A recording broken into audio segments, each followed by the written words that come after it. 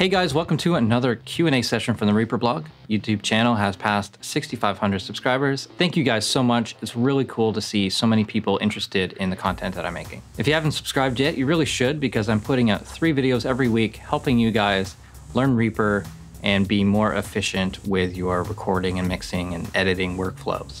So now I'm going to answer a few questions from you guys. Miliano wants to know, what over-ear headphones do I recommend for $100? For semi-open headphones, I really like the AKG K240. I have both the original and the Mark II model, and they sound pretty much identical. The main difference there is the accessories that they come with. So the Mark II model comes with an extra set of ear pads and an extra cable, and that extends the life by another 5 years. So for like $150, I think it's worth getting. But the Mark I is only about $80, I think. For closed back headphones, I've tried a lot of different things over the years.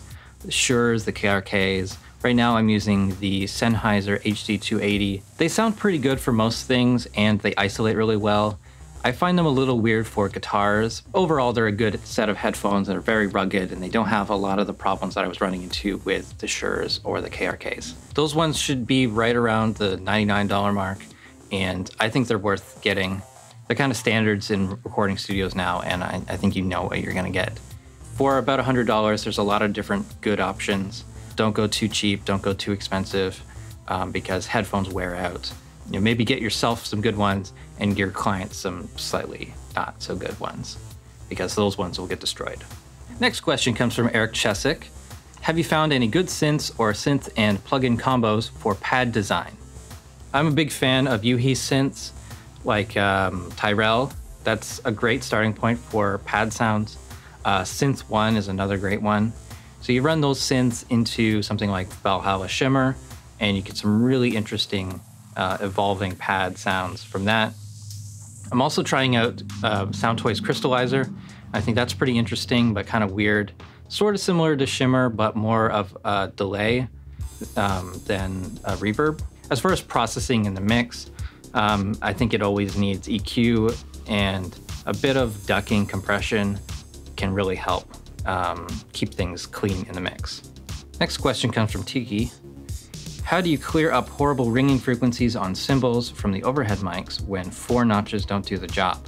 Well, I would make sure that it's not tinnitus, and after that I would make sure that it's not your speakers, so check on a couple different sets of speakers, check on headphones. After that, I'd check further down the processing chain, your drum bus and your master bus, and see if there's anything that's kind of weird there. Saturation plugins, maybe back those off a little bit.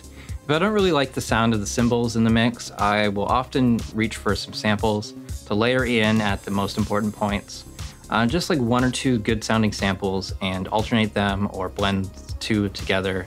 I don't worry too much about if it's physically possible to play the stuff, but I like having the nice long smooth tail for the cymbal samples. And the trick to blending that in is to run it through the same drum bus processing and the same reverb you would have on the overheads. Blend it in just enough so that you're not hearing the original crashes anymore. Adam Levat wants to know, how would you handle reverb in a dense rock and metal mix, assuming that the client wants a fairly wet sound on everything without completely washing out the mix? I think the trick to this is being really careful about what you send into the reverb. So you can have a really big, thick, close mic sound.